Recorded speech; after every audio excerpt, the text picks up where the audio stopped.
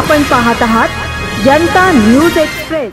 महाबोधि महाविहार दुनिया भर के बौद्धों के लिए एक पवित्र पूजा स्थल है, लेकिन आज भी यह ब्राह्मण पुजारियों के नियंत्रण में है। ब्राह्मण अनुष्ठानों के कारण इस विहार की पवित्रता और महिमा नष्ट हो रही है। पिछले कई वर्षों से इस बात को लेकर विरोध प्रदर्शन हो रहा है। इस ऐतिहासिक बौद्ध पूजा स्थल में दिन ब दिन ब्राह्मणी पूजापाठ करके बौद्ध संस्कृति को नष्ट करने का षड्यंत्र किया जा रहा है, लेकिन सरकार इसको दखलंदाज नहीं करती। इसलिए अब भारत के सभी भिक्षु संघ और विभिन्न बौद्ध संगठन 12 फरवरी से महाबोधि महाविहार क्षेत्र को ब्राह्मण पुजारियों के नियंत्रण से मुक्त कराने के लिए भूख हड़ताल पर हैं। बोधगया महाबोधि महाविहार आंदोलन संवैधानिक मजबूत करना चाहिए और भारतीय संविधान के अनुसार कानून के बल और विशाल जनशक्ति के साथ हमें अपना अधिकार लेकर रहना चाहिए। हमें बाबा साहब अम्बेडकर के निर्देशानुसार अब जागना चाहिए। महाविहार मुक्ति आंदोलन के संघर्ष को संवैधानिक तरीके से जारी रखा जाना चाहिए। जागृत बौद्ध युवाओं को इस आंदोलन के लिए खुद को संगठित करना चाहिए और महाबोधि महाविहार को पूरी तरह से बौद्धों के प्रति समर्पित होना चाहिए। सभी मतभेदों को भुलाकर राजनीतिक स्तर पर अम्बेडकरी संगठनों के साथ साथ भारत के सभी भिक्षुओं और उनके संगठनों उपासकों को बौद्ध संस्कृति की रक्षा के लिए न्याय की मांग करनी चाहिए। बौद्धों के हितों और अधिकारों की रक्षा के लिए दृढ़ भावना के साथ अपना सब कुछ बलिदान करना चाहिए। बुद्धमय भारत बनकर बुद्ध के शासन को सदैव के लिए प्रतिष्ठित करने के इस महत्वपूर्ण संघर्ष में भाग लेना और बाबा साहब के सपने को साकार करने के लिए हम सबको तैयार हो जाना चाहिए। इस लड़ाई को अंतिम चरण तक पहुंचाने और बौद्धों का इस महाविहार पर कब्जा करने के लिए सभी को तैयार हो जाना चाहिए। 12 फरवरी से एक बार फिर महाविहार मुक्ति आंदोलन शुरू हो गया है। अभी नहीं तो कभी नहीं का नारा लगाते हुए संपूर्ण बौद्ध लोगों से अरपार की लड़ाई लड़ने की अपील इस समय भदंत विशुद्धानंद ने की है।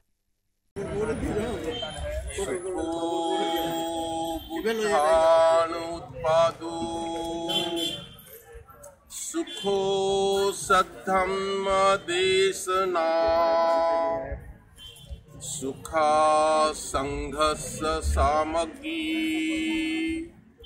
समगानं तपो सुखो। भारत के सभी बुद्धिजीवी लोगों से मैं अपील करने जा रहा हूं कि आप लोगों को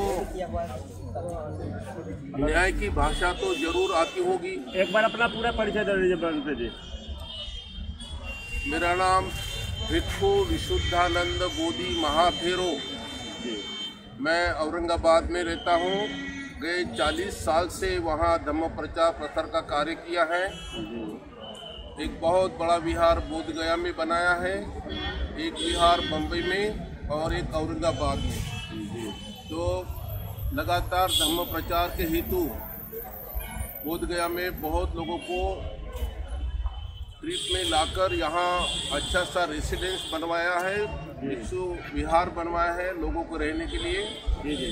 और आज मैं इस अनशन में बैठा हूँ। क्या मांगे हैं सर आपकी? भारत के लोगों को न्याय क्या होता है, क्या चीज़ है, ये अभी तक समझा नहीं। इसका बड़ा ताज्जुब लगता है। बाबा साहब अम्बेडकर ने जो घटना दिया है उसमें न्याय ये बहुत प्रमुख है। न्याय की नीति होना बहुत ज़रूरत है। सब दुनिया के लोग, पूरे संसार के लोग, पूरे वर्ग के लोग जानते हैं कि जहाँ बोधगया में सम्यक संबुद्ध बने, बुद्ध बने, ये जो भूमि है, ये भूमि पर बौद्ध लोगों का कब्जा होना संयुक्तिक है।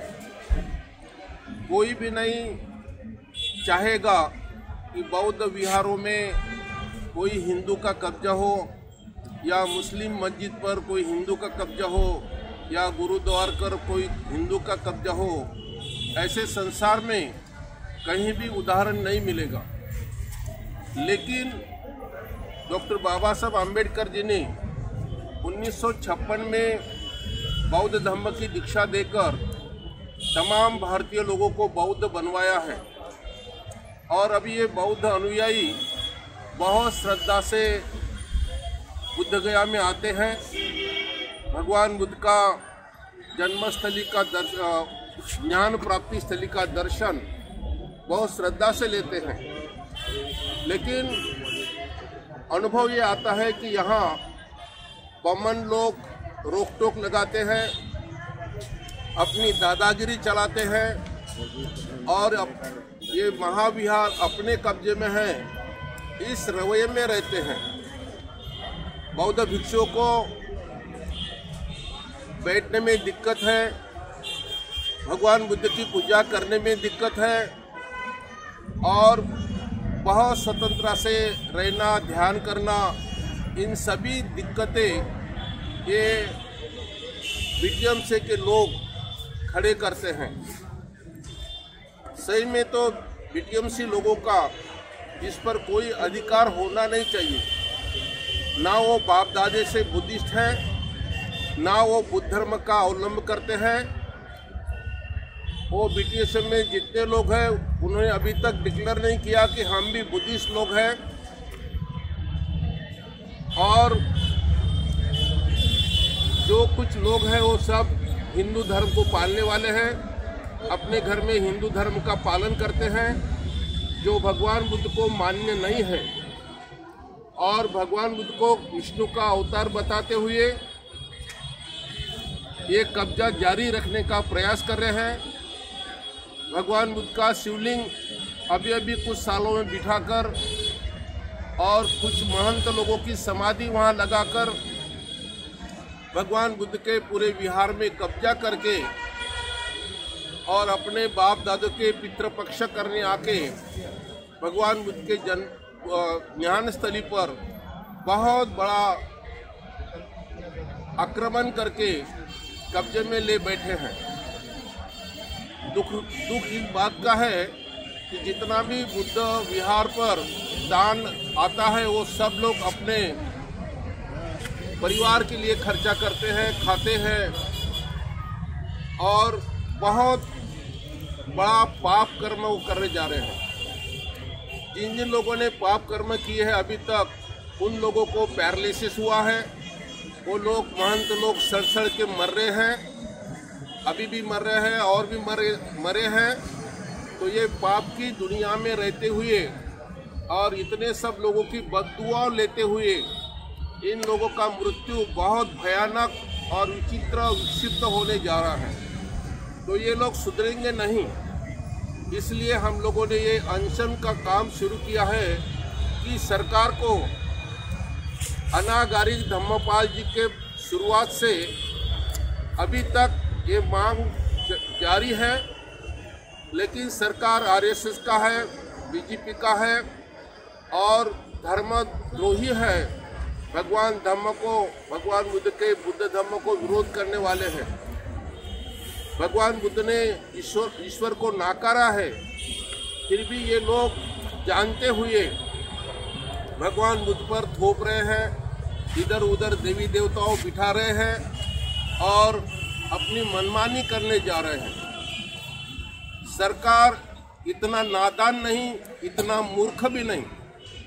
मोदी साहब तो इतने मूर्ख हो ही नहीं सकते, लेकिन मूर्खता की सीमा उन्होंने लांघ दिया है। यहाँ के मुख्यमंत्री भी जानते हैं कि यहाँ विदेश के 80 देशों से लोग आते हैं भगवान बुद्ध के चरणों पे अपना माथा टेकाने। और नीतीश कुमार जी को भी नादान समझना ये हमारी नादानी होगी। नीतीश कुमार भी बहुत बुद्धिमान हैं, वो जानते हैं, हर प्रोग्राम में आते हैं, लेकिन उनका जो कुछ बर्ताव है बौद्ध धर्म के बारे में और बौद्ध लोगों के बारे में, ये बहुत ही खराब रिश्ता है, बहुत ही अविचारी है। तो नीतीश कुमार जी ने इस पर सोच लगाना चाहिए कि मेरे राज्य में बौद्ध लोगों पर अन्याय होने जा रहा है, इन लोगों के श्राप से मुझे नरक में जाना पड़ेगा, तो मुझे सुधार करना चाहिए। और इस आंदोलन को भारत और भारत के बाहर से लोग समर्थन दे रहे हैं, उन सभी को मैं धन्यवाद ज्ञापन करता हूँ। लेकिन आम लोगों के लिए सवाल है कि महाबोधि महाविहार मुक्ति का मतलब क्या है? भारत तो आजाद है और स्वतंत्र भारत में महाबोधि महाविहार मुक्ति के लिए आंदोलन क्यों चलाया जा रहा है? इस पर किन लोगों का कब्जा है? तो महाबोधि महाविहार जो ज्ञान स्थली है, जिसे सम्राट अशोक ने संबोधि कहा है, उस संबोधि स्थल पर आज की तारीख में विदेशी ब्राह्मणों का कब्जा है। और जो एक्ट बनाया गया है 1949 महाबोधि टेम्पल एक्ट, उसके अंदर ब्राह्मणों का वर्चस्व जोर जबरदस्ती से थोपा गया है। सारी समस्या महाबोधि टेम्पल एक्ट 1949 है, जिसे चौक चौराहे पर जलाना चाहिए। और बिहार गवर्नमेंट जो है, ये बिहार गवर्नमेंट ब्राह्मणों के इशारे पर काम कर रही है। और बुद्धिस्ट लोगों की ये मांग है कि महंत ब्राह्मण का महाबोधि महाविहार पर कब्जा होने का क्या तात्पर्य है? खैर, आज से हम एक सीरीज चला रहे हैं कि महाबोधि महाविहार के मुक्ति आंदोलन का इतिहास हम लोगों को कैसे पता चले।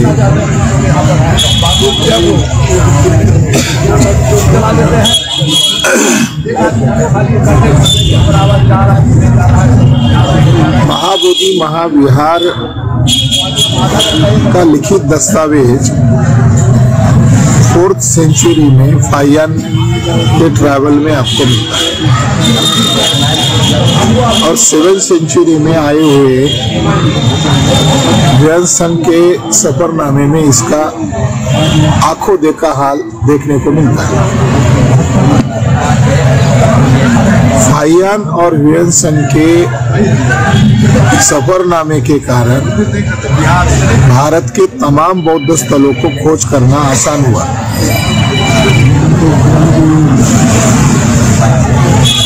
फाहियान बहुत महत्वपूर्ण व्यक्ति है, जिनके द्वारा भारत के विभिन्न बौद्ध स्थलों की आंखों देखा जानकारी मिलती है।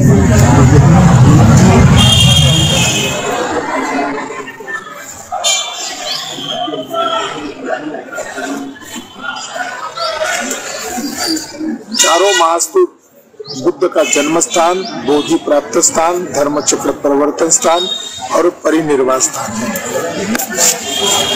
तो फाहियान के इस वर्णन से ये पता चलता है कि उस समय यहाँ की स्थिति अत्यंत प्रगति। फाहियान के वर्णन के अनुसार यहाँ मुचलिंद नाग का जिक्र मिलता है। मुचलिंद नाग कोई नाग या सर्प नहीं थे, बल्कि यहाँ का स्थानिक राजा था। और ये जो परिसर है, इसको उरुवेला नाम से भी जाना जाता है। उरुवेला गांव था। तो फाहियान के वर्णन के अनुसार बुद्ध ने यहाँ ज्ञान प्राप्त किया, बोधि प्राप्त किया और बुद्ध के याद में यहाँ पर विहार है, वज्रासन है।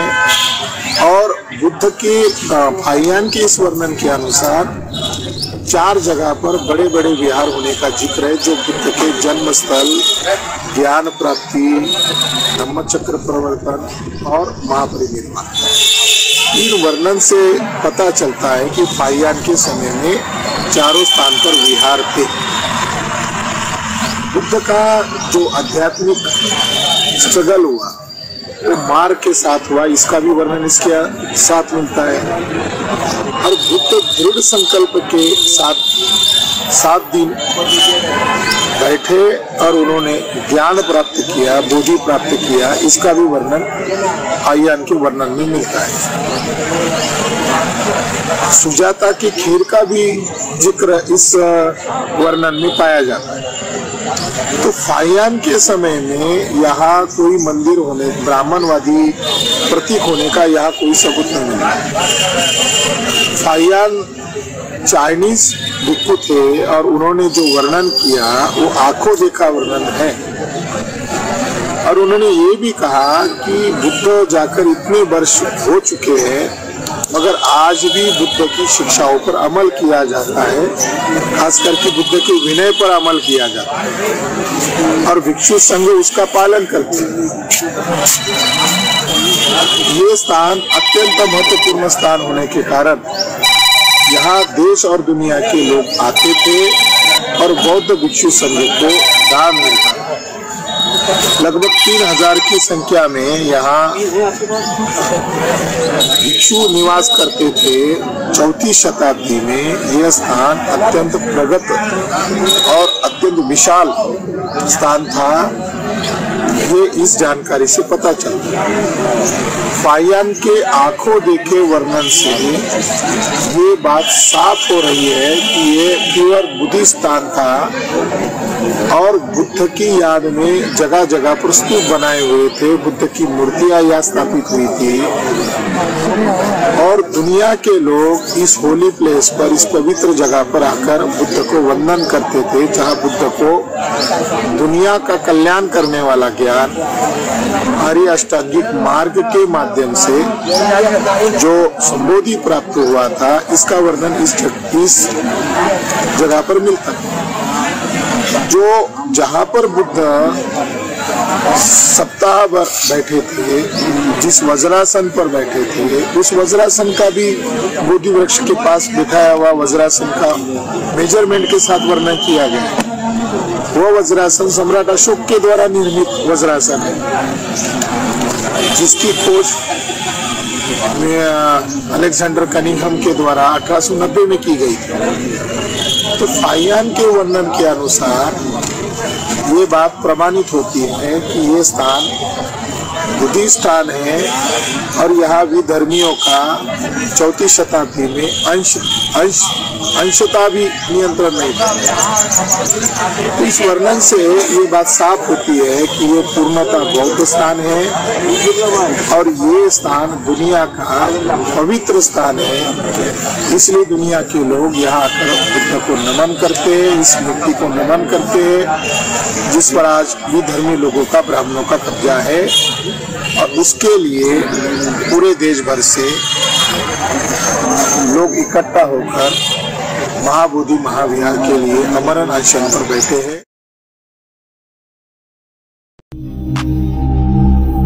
अचूक बातम्या, निपक्षपाती विचार, अन्यायाविरुद्ध वाचा फोडणारे परखड विचारांचे सार्वभौम दैनिक प्रजासत्ताक जनता